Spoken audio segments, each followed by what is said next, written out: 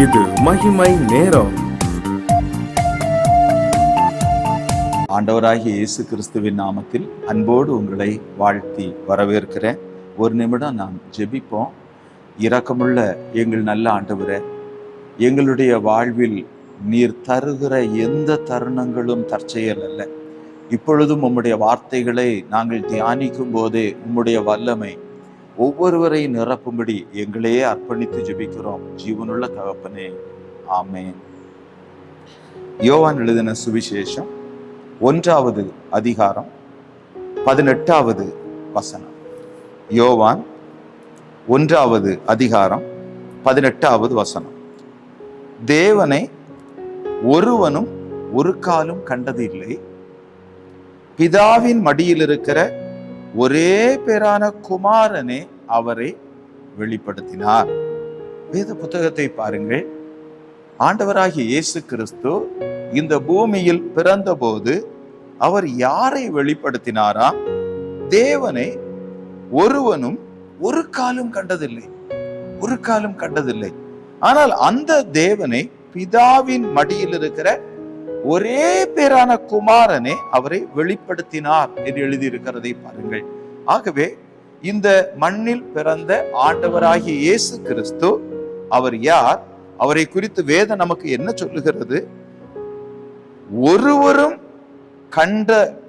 கண்டதில்லை, ஒருவனும் ஒரு காலும் கண்டதில்லை என்று எழுதியிருக்கிற அந்த வார்த்தையை கிறிஸ்துவினுடைய பிறப்பு இந்த பூமியிலே நமக்கு காட்டுகிறது. அன்பானவர்களே, ஆண்டவராகிய இயேசு கிறிஸ்து பிறந்த போது மத்தேயு எழுதின சுவிசேஷம் 2வது அதிகாரம் 11வது வசனத்திலே சாஸ்திரிகள் நட்சத்திர மூலமாக நடத்தப்பட்டு இயேசு கிறிஸ்துவின் இடத்துல வருகிறார்கள். பாருங்கள், 11வது வசனத்திலே அவர்கள் அந்த வீட்டுக்குள் பிரவேசித்து பிள்ளையையும் அதன் தாயாகிய மரியாளையும் கண்டு சாஷ்டாங்கமாய் விழுந்து அதை பணிந்து கொண்டு தங்கள் பொக்கிஷங்களை திறந்து பொன்னையும் தூப வர்க்கத்தையும் வெள்ளை போளத்தையும் அதற்கு காணிக்கையாக வைத்தார்கள். பிரியமானவர்களே, இப்பொழுது தேவன் தன்னை வெளிப்படுத்துகிறதை அவர்கள் பார்க்கிறார்கள்.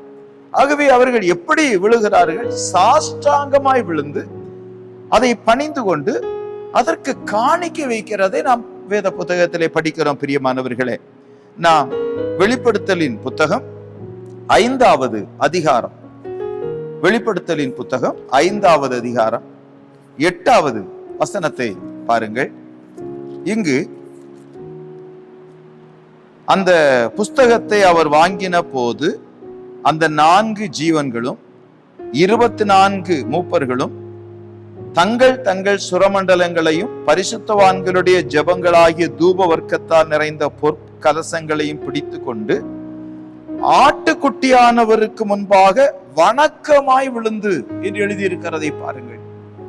ஆகவே வெளிப்படுத்தலின் புத்தகத்தில் அங்கு ஆண்டவர் யோவானுக்கு வெளிப்படுத்தும் போது கூட இயேசு கிறிஸ்துவை ஆட்டுக்குட்டியானவர் என்று காண்பித்து வணக்கமாய் விழுகிறதை நாம் இந்த பகுதியிலே பார்க்கிறோம்.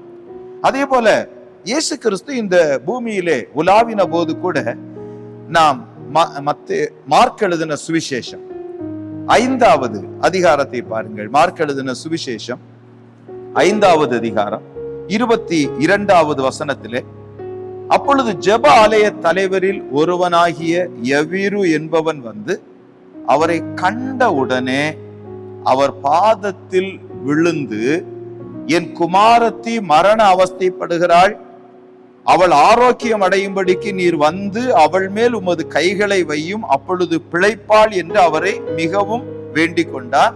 அவர் அவனோட கூட போனார் என்று நாம் வேத புத்தகத்திலே படிக்கிறோம். ஒரு ஜெப ஆலய தலைவன், பிரியமானவர்களே, இப்பொழுது அவர் இயேசு கிறிஸ்துவினுடைய பாதத்தில் வந்து விழுகிற ஒரு காட்சியை தான் நாம் இந்த பகுதியிலே படிக்கிறோம். அதே போல பாருங்கள், லூக்கா எழுதின சுவிசேஷம் 5வது அதிகாரம் 8வது வசனத்தில் ஆண்டவராகிய இயேசு கிறிஸ்து ஒரு மனிதனை சந்திக்கிறார். சீமோன் பேதுருவை சந்திக்கிறார். இந்த சீமோன் பேதுருவினுடைய வாழ்வில் தம்முடைய வல்லமையை விளங்க பண்ணுகிறார். அவர்கள் திரளான மீன்களை பிடிக்கிறார்கள். இப்பொழுது என்ன நடக்கிறது? 8வது வசனத்திலே, சீமோன் பேதுரு அதை கண்டு 2 படவுகளும் அமிழத்தக்கதாக அவர்கள் மீன்களால் நிரப்பியதை கண்டு இயேசுவின் பாதத்தில் விழுந்து, ஆண்டவரே, நான் பாவியான மனுஷன், நீர் என்னை விட்டு போக வேண்டும் என்று சொல்லுகிறார். ஏனென்றால் அவருக்கு முன்பதாக அவர் விழுகிறதை கவனியுங்கள். 9வது வசனத்திலே, அவர்கள் திரளான மீன்களை பிடித்தது நிமித்தமும் அவனுக்கும் அவனோடு கூட இருந்த யாவருக்கும் பிரமிப்பு உண்டானபடியால் அப்படி சொன்னான். அன்பானவர்களே, அவ்வளவு பிரமிப்போடு அவர் இருக்கிறதை பாருங்கள். லூக்கா எழுதின சுவிசேஷம் 5வது அதிகாரம் 12வது வசனத்தை கவனியுங்கள். பின்பு அவர் ஒரு பட்டணத்தில் இருக்கையில் குஷ்டரோகம் நிறைந்த ஒரு மனுஷன் இயேசுவை கண்டு முகங்குப்புற விழுந்து, ஆண்டவரே, உமக்கு சித்தமானால் என்னை சுத்தமாக்க உம்மாலே ஆகும் என்று அவரை வேண்டிக் கொண்டான். அவர் தமது கையை நீட்டி அவனை தொட்டு, எனக்கு சித்தம் உண்டு, சுத்தமாகு என்றார். உடனே குஷ்டரோகம் அவனை விட்டு நீங்கிற்று. ஒரு குஷ்டரோகி எப்படி இந்த காரியம் நடந்தது? ஏனென்றால் அவர் மாம்சத்தில் வெளிப்பட்ட தேவன். பாருங்கள், இன்னும் லூக்கா எழுதின சுவிசேஷம் 8வது அதிகாரம் 47வது வசனத்தை பாருங்கள்.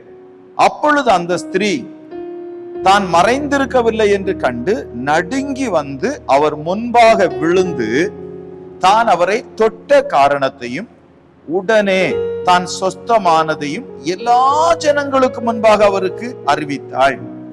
உடனே அவள் சொஸ்தமானதை சொல்லுகிறதை பாருங்கள். ஏனென்றால் ஆண்டவருக்கு முன்பதாக நடுங்கி வந்து விழுகிற ஒரு காரியத்தை நாம் பார்க்கிறோம் பிரியமானவர்களே. ஆகவே இந்த பகுதிகளில் எல்லாம் நாம் படிக்கும் போது ஆண்டவருடைய வல்லமையை காண்கிற ஜனங்கள் தேவனை தங்களுடைய வாழ்வில் அனுபவிக்கிறார்கள். இயேசு கிறிஸ்து கூட சொல்லும் போது பாருங்கள், லூக்கா 8வது அதிகாரம் 46வது வசனத்திலே, அதற்கு இயேசு, என்னிலிருந்து வல்லமை புறப்பட்டதை அறிந்திருக்கிறேன், ஆதலால் ஒருவர் என்னை தொட்டது உண்டு. ஆகவே இயேசு கிறிஸ்துவினிடத்தில் இருந்து வல்லமை புறப்படுகிறது. ஆகவேதான் 43வது வசனத்திலிருந்து பாருங்கள், அந்த மகள் 12 வருஷமாய் பெரும் பாடுள்ளவளாய் இருந்து தன் ஆஸ்திகளை எல்லாம் வைத்தியர்களுக்கு செலவழித்தும் ஒருவனாலும் சுஸ்தமாக்கப்படாதிருந்த ஒரு ஸ்திரீ. பிரியமானவர்களே, ஒருவராலும் சுஸ்தமாக்கப்படவில்லை. ஆனால் இயேசு கிறிஸ்துவினிடத்தில் வரும்போது எப்படி நடந்தது? சேரக்கூடாத ஒளியில் வாசம் பண்ணுகிற அந்த ஆண்டவரை நமக்கு காண்பிக்கும்படி இந்த பூமியிலே தேவன் மாம்சத்தில் வெளிப்பட்டார். பிரியமானவர்களே, ரோமருக்கு எழுதின நிருபம் 9வது அதிகாரம் 5வது வசனத்திலே இவரை வேதம் நமக்கு எப்படி அடையாளம் காட்டுகிறது என்று பாருங்கள். பிதாக்கள் அவருடையவர்களே, மாம்சத்தின்படி கிறிஸ்துவும் அவர்களில் பிறந்தாரே, இவர் என்றென்றைக்கும் ஸ்தோத்திரிக்கப்பட்ட சர்வத்திற்கும் மேலான தேவன். அல்லேலூயா. இவர் என்றென்றைக்கும் ஸ்தோத்திரிக்கப்பட்ட சர்வத்திற்கும் மேலான தேவன் என்று நாம் வேதத்தில் படிக்கிறோம். தீத்துவின் புத்தகம் 2வது அதிகாரம் 13வது வசனத்தை கவனியுங்கள். நாம் நம்பி இருக்கிற ஆனந்த பாக்கியத்துக்கும் மகாதேவனும் நமது இரட்சகருமாகிய இயேசு கிறிஸ்துவினுடைய மகிமையின் பிரசன்னமாகுதலுக்கும் எதிர்பார்த்து கொண்டிருக்கும்படி நமக்கு போதிக்கிறது. வேதம் நமக்கு சொல்லுகிறது, இவர் யார்? மகாதேவன். ஆகவே இந்த ஆண்டவரை ஜனங்கள் தொழுது கொள்ள ஆரம்பித்த போது அப்போஸ்தலர் நடபடிகளின் புத்தகம் 9வது அதிகாரம் 14வது வசனத்திலே அனனியா சொல்லுகிறார், இயேசு கிறிஸ்துவை பார்த்து தரிசனத்தில் ஆண்டவர் பேசும்போது சொல்லுகிறார், இங்கேயும் உம்முடைய நாமத்தை, இயேசு கிறிஸ்துவினுடைய நாமத்தை தொழுது கொள்ளுகிற யாவரையும் கட்டும்படி அவன் பிரதான ஆசாரியர்களால் அதிகாரம் பெற்றிருக்கிறானே என்று சொல்லுகிறதை பாருங்கள். கலாத்தியருக்கு எழுதின நிருபம் 2வது அதிகாரம், அங்கு பாருங்கள், கலாத்தியர் 1வது அதிகாரம் 23, 24 வசனத்தை கவனியுங்கள். முன்னே நம்மை துன்பப்படுத்தினவனே தான் அழிக்க தேடின விசுவாசத்தை இப்பொழுது பிரசங்கிக்கிறான் என்பதை மாத்திரம் அவர்கள் கேள்விப்பட்டிருந்து என்னை பற்றி தேவனை மகிமைப்படுத்தினார்கள். ஆகவே இந்த மாம்சத்தில் வெளிப்பட்ட கர்த்தருக்கு முன்பதாக நம்மை அர்ப்பணிப்போமா? ஆண்டவரை நோக்கி ஜெபிப்போம். இரக்கமுள்ள எங்கள் நல்ல ஆண்டவரே, வணக்கத்துக்கு உரியவரே, எங்களுடைய வாழ்வில் உம்முடைய வல்லமையை விளங்க பண்ணுகிறவரே, இந்த வார்த்தையை கேட்டுக்கொண்டிருக்கிற ஒவ்வொருவரிலும் உம்முடைய இரக்கத்தை தாரும் என்று இயேசு கிறிஸ்துவின் நாமத்தில் ஜெபிக்கிறோம் ஜீவனுள்ள தகப்பனே, ஆமென்.